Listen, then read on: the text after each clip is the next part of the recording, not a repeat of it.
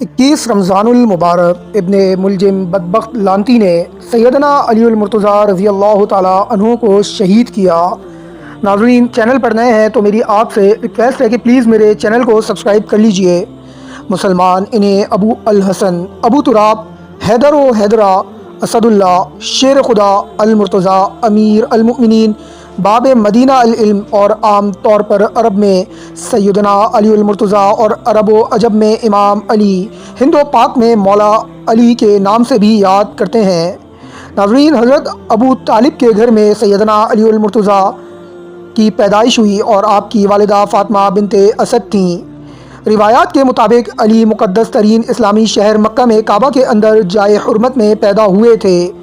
علی المرتضیٰ رضی اللہ عنہ بچوں میں پہلے اسلام قبول کرنے والے تھے اور کچھ مصنفین کے مطابق پہلے مسلم تھے۔ ابتدائی دور میں علی رضی اللہ عنہ نے محمد مصطفیٰ صلی اللہ تعالیٰ علیہ وآلہ وسلم کی حفاظت فرمائی اور ابتدائی مسلمانوں کے خلاف کی گئی تقریباً تمام جنگوں میں حصہ لیا۔ مدینہ ہجرت کرنے کے بعد انہوں نے پیغمبر اسلام کی بیٹی حضرت فاطمہ الزہرا رضی اللہ تعالیٰ عنہا سے شادی کی۔ خلیفہ عثمان بن عفان رضی اللہ تعالیٰ عنہ کی شہادت کے بعد سن 656 میں صحابہ نے انہیں خلیفہ منتخب کیا تھا۔ علی رضی اللہ تعالیٰ عنہ نے اپنے دور خلافت میں 2 بغاوتیں اور خوارج کی خانہ جنگیاں دیکھیں اور نہایت بہترین اقدامات فرمائے۔ سن 661 میں جب وہ جامع مسجد کوفہ میں نماز پڑھا رہے تھے تو عبد الرحمن بن ملجم نامی بدبخت ایک خارجی نے ان کے سر پر تلوار سے حملہ کر دیا اور وہ 2 دنوں بعد یعنی 21 رمضان المبارک والے دن شہید ہو گئے۔ حضرت علی رضی اللہ تعالیٰ عنہ شیعہ اور سنی دونوں کے ہاں سیاسی طور پر اور روحانی طور پر اہم ہیں۔ ناظرین، فرقوں کے نزدیک علی رضی اللہ عنہ کے متعلق متعدد سوانح عمریہ ایک دوسرے سے کچھ مختلف ہیں، لیکن وہ اس بات پر تمام متفق ہیں کہ وہ پارسا مسلم اور قرآن و سنت پر سختی سے کاربند تھے۔ سنی یعنی اہل سنت علی رضی اللہ تعالیٰ عنہ کو چوتھا اور آخری خلیفہ راشد سمجھتے ہیں، جبکہ شیعہ قرآنی آیات اور متعدد فرامین نبوی جن میں اہم ترین واقعہ غدیر خم ہے کو دلیل بنا کر انہیں محمد عربی صلی اللہ علیہ وسلم کے بعد پہلا امام مانتے ہیں۔ ناظرین، شیعہ کا یہ بھی ماننا ہے کہ علی رضی اللہ تعالیٰ عنہ اور دیگر شیعہ ائمہ اہل بیت سے تمام بھی محمد صلی اللہ علیہ وسلم کے حقیقی جانشین تھے۔ اسی اختلاف پر امت مسلمہ کو شیعہ اور سنی فرقوں میں تقسیم کیا جاتا ہے۔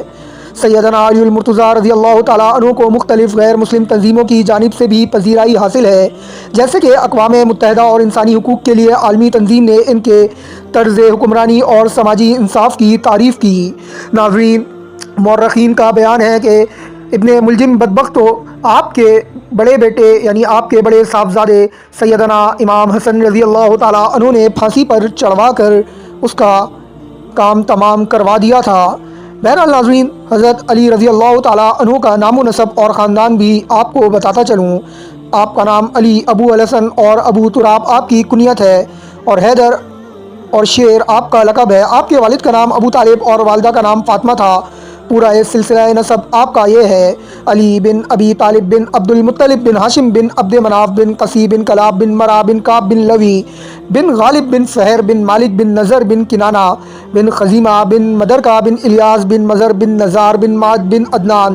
چونکہ ناظرین ابو طالب کی شادی اپنے چچا کی لڑکی سے ہوئی تھی، اس لیے حضرت علی رضی اللہ تعالیٰ عنہ نجیب الطرفین ہاشمی اور آپ صلی اللہ علیہ وسلم کے حقیقی چچا زاد بھائی تھے۔ خاندان ہاشم کو عرب اور قبیلہ قریش میں جو وقت و عظمت حاصل تھی وہ محتاج اظہار نہیں۔ خانہ کعبہ کی خدمت اور اس کا اہتمام بنو ہاشم کا مخصوص پگرائے امتیاز رہا اور اس شرف کے باعث ان کو تمام عرب میں مذہبی سیادت حاصل تھی۔ حضرت علی المرتضیٰ رضی اللہ تعالیٰ عنہ کے والد ابو طالب مکہ کے ذی اثر بزرگ تھے۔ آپ صلی اللہ علیہ وسلم نے انہی کی آغوش شفقت میں پرورش پائی تھی اور بعثت کے بعد انہی کے زیر حمایت مکہ کے کفرستان میں دعوت حق کا اعلان کیا تھا۔ ناظرین، ابو طالب ہر موقع پر آپ صلی اللہ علیہ وسلم کی حفاظت کرتے رہے اور سرور کائنات صلی اللہ علیہ وسلم کو کفار کے پنجہ ظلم و ستم سے محفوظ رکھا۔ مشرکین قریش نے رسول اللہ صلی اللہ علیہ وسلم کی پشت پناہی اور حمایت کے باعث ابو طالب اور ان کے خاندان کو طرح طرح کی تکالیف پہنچائیں۔ ایک گھاٹی میں ان کو محصور کر دیا، کاروبار اور لین دین ان سے بند کر دیا، شادی بیاہ کے تعلقات منقطع کر لیے، کھانا پینا تک بند کر دیا، غرض ہر طرح پریشان کیا، مگر اس نیک تینیت بزرگ نے آخری لمحہ حیات تک اپنے عزیز بھتیجے کے سر سے دست شفقت نہ اٹھایا۔ آپ صلی اللہ علیہ وسلم کی دلی آرزو تھی کہ ابو طالب کا دل نور ایمان سے منور ہو جائے، اور انہوں نے اپنی ذات سے دنیا میں محبت وحی صلی اللہ علیہ وسلم کی جو خدمت و حمایت کی ہے، اس کے معاوضے میں ان کو نعیم فردوس کی ابدی اور لامتناہی دولت حاصل ہو۔ اس لیے ابو طالب کی وفات کے بعد نہایت اصرار کے ساتھ کلمہ توحید کی دعوت دی، یعنی ان کے وفات کے وقت ابو طالب نے کہا، عزیز بھتیجے، اگر مجھے قریش کے طعنہ زنی کا خوف نہ ہوتا تو نہایت خوشی سے تمہاری دعوت قبول کر لیتا۔ سیرت ابن حشام میں حضرت عباس رضی اللہ عنہ سے یہ بھی روایت ہے کہ نزا کی حالت میں کلمہ توحید ان کی زبان پر تھا، مگر یہ روایت کمزور ہے۔ بہرحال ابو طالب نے اعلانیہ اسلام قبول نہیں کیا، تاہم انہوں نے حضور سرور کائنات صلی اللہ علیہ وسلم کی جس طرح پرورش و پرادخت کی اور کفار کے مقابلے میں جس ثبات اور استقلال کے ساتھ آپ کی نصرت و حمایت کا فرض انجام دیا، اس کے لحاظ سے اسلام کی تاریخ میں ان کا نام ہمیشہ شکر گزاری اور احسان مندی کے ساتھ لیا جائے گا۔